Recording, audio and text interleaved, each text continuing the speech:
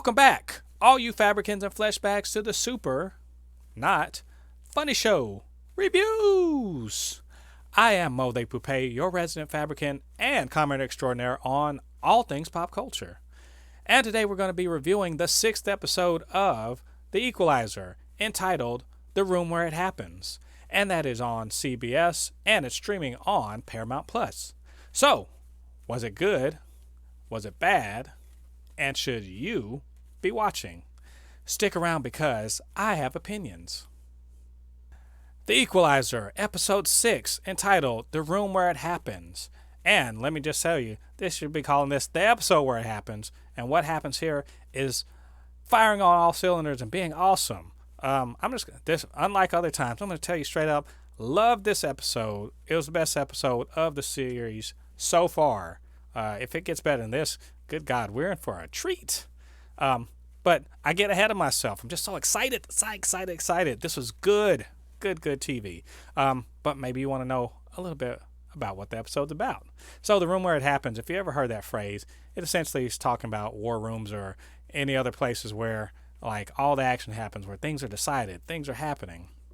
And the room where it happens in this situation is referring to, I guess, a campaign room. But I'm getting ahead of myself again. It starts off with a young lady in a car, taking a drink, trying to kill herself by running into a wall without her seatbelt on. Kind of a dumb way to try to take yourself out, I guess. But maybe she wasn't feeling very creative at the time. But something's very wrong. And fortunately for her, something's very right with the anti-collision sensors and everything on the safety devices that have been built in the cars. And she doesn't do that. She doesn't die. Instead, she heads home, and her dad realizes something is very wrong.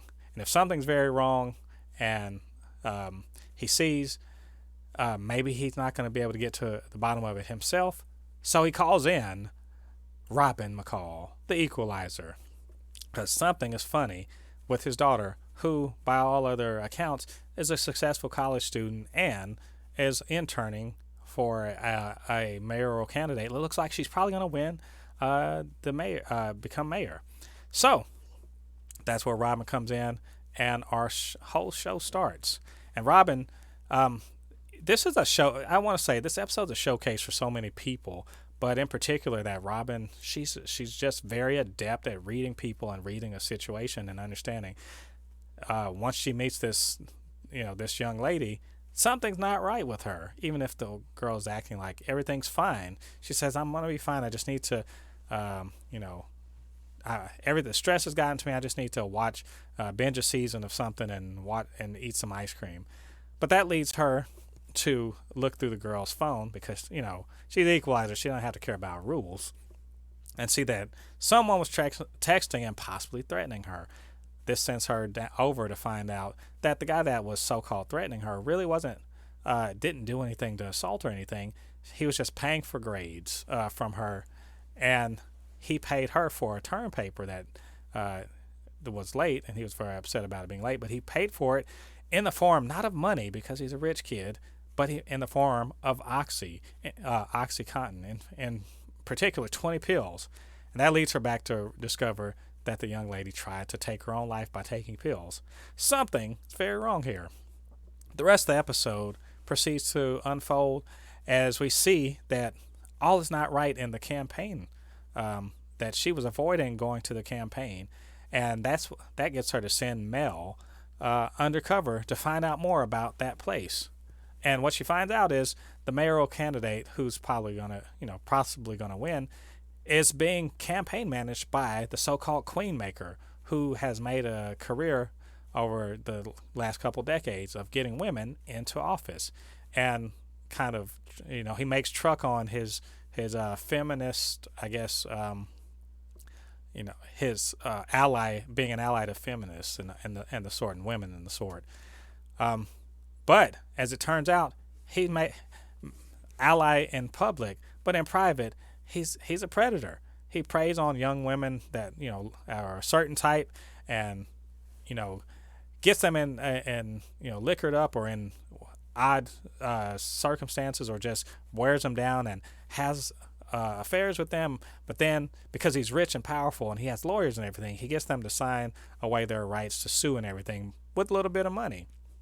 He's a serial predator. And Robin, if anything, she's the equalizer. What she doesn't like is people who are high and mighty. And I saw that from the very first episode, that the rich and the powerful who think they can just get away whatever they want. Not in Robin's world. It's and of course, once she realizes this girl had been raped, it's all over. This dude, you may as well have looked at your watch and said, all right, in 20 minutes, this dude's whole life is about to be done. And it's going to be done in a very fun and satisfying way. Because that's what this episode does.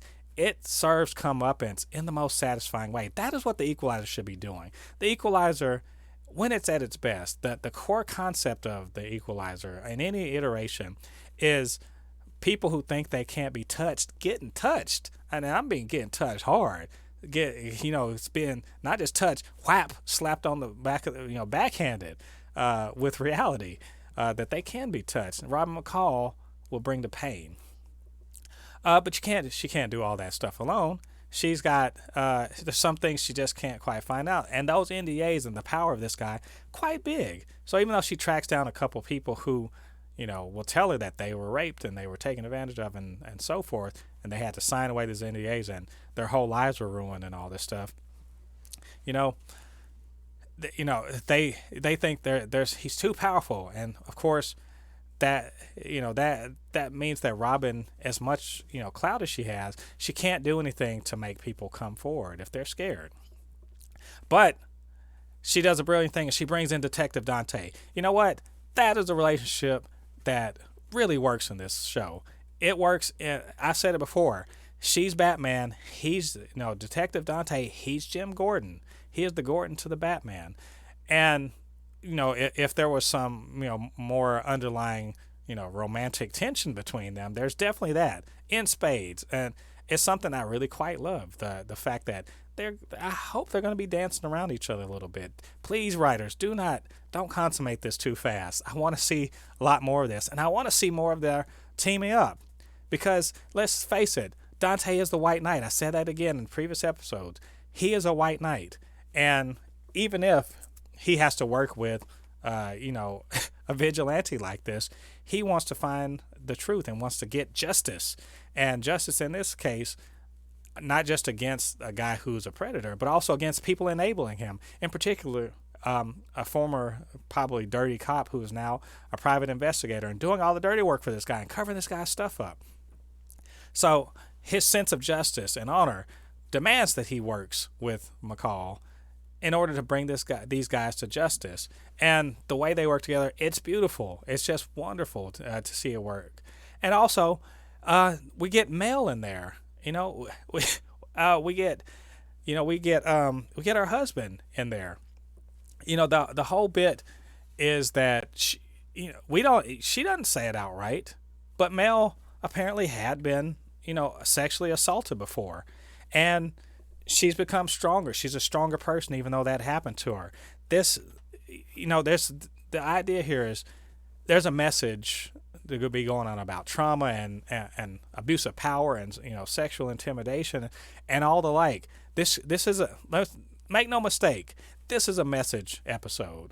This is very much a message episode, but it could have been so heavy-handed and so didactic, so in your face. And I'm not gonna lie, in some ways there are a couple places where it is sort of that, but it is within the context of a very compelling story, a very compelling presentation of the story.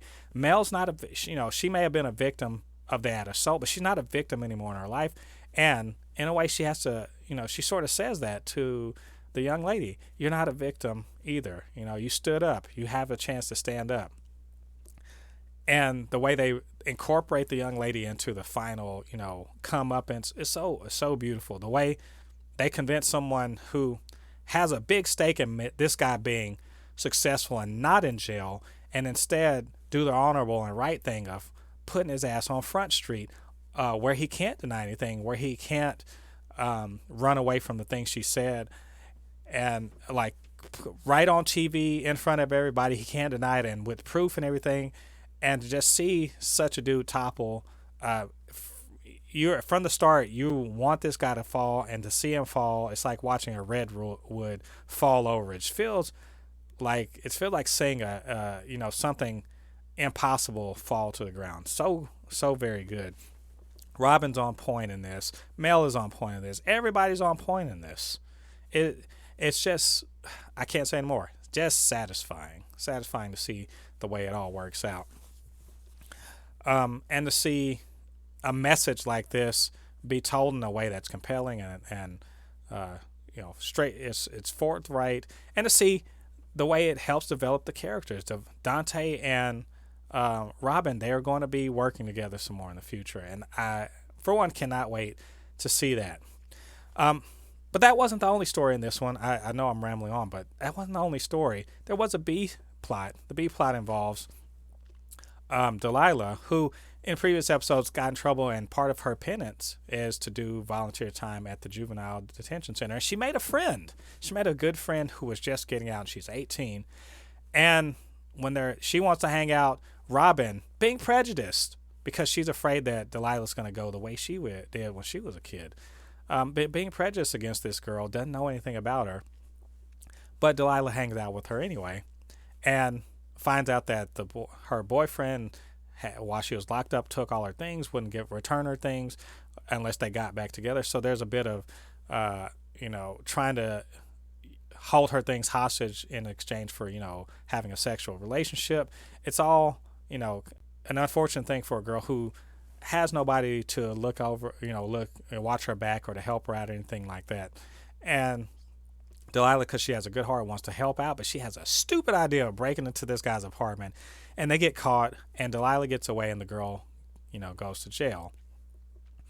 And she learns a valuable lesson about not just, trying to help people, but not trying to do it in such a dumb way. But also, Robin learns a lesson. That's right, Robin, the Equalizer, she can grow and learn in this too. That she was wrong about this girl. That wasn't her idea. It was Delilah's idea. But not only that this girl just really does need help and a second chance. And it's just fortunate that because she has built up a bit of a cachet with Dante, she's able to help that young lady out, give her a second chance, not have a record, not go back in and start, a in and out relationship with jail. Again, so satisfying, so beautiful. I love to see the way that the relationship between Robin and Delilah is developing. I love to see the relationship between Aunt Vi and Robin. Aunt Vi, who has been sort of a caretaker of sorts for Delilah for so long, and they have a little bit of a blow up, a little bit of a personal problem, but family is family. And I love the family bits on here. I've said that before. I love the family bits on here. I want more of this stuff.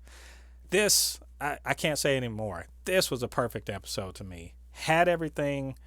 The so-called weak parts of this are still strong, and any other episode would be still strong bits. Great message, great execution, great family drama. The characters move forward. It's everything. All of that is there. Honestly, I feel like I could just sit here and talk about every little aspect of it, and maybe I will. Maybe I will do a deep dive into this episode. But if this is what we can expect from the future of the Equalizer, we are in for a treat. We're going to get more and more good TV. Shouts out to Queen Latifah, Lea De Leon, Tori Kittles, Lorraine Toussaint, all of them so good in this show. Can't wait to see the next episode. So anyway, I'm stop rambling. What'd you guys think of this episode? And what'd you think of my review? Why don't you get down there to the comments and let me know what you think. Of course, you can always hit me up, supernotfunnyshow@gmail.com or at supernotfunnys1 on Twitter. And we could chop it up, talk about how awesome this episode was, and maybe speculate about the future of this great show. It's been renewed. Thank the Lord. Woo, woo, woo, woo. Renewed. Can't wait to see how this show proceeds. Before I forget, are you subscribed to the Super Not Funny Show? You're not? What are you doing? Get down there. Hit that subscribe button. Of course, you can always hit the notification bell so you will know when we are dropping new content, and we do that every week. new reviews, new reactions, all the pop culture goodness that you could possibly want.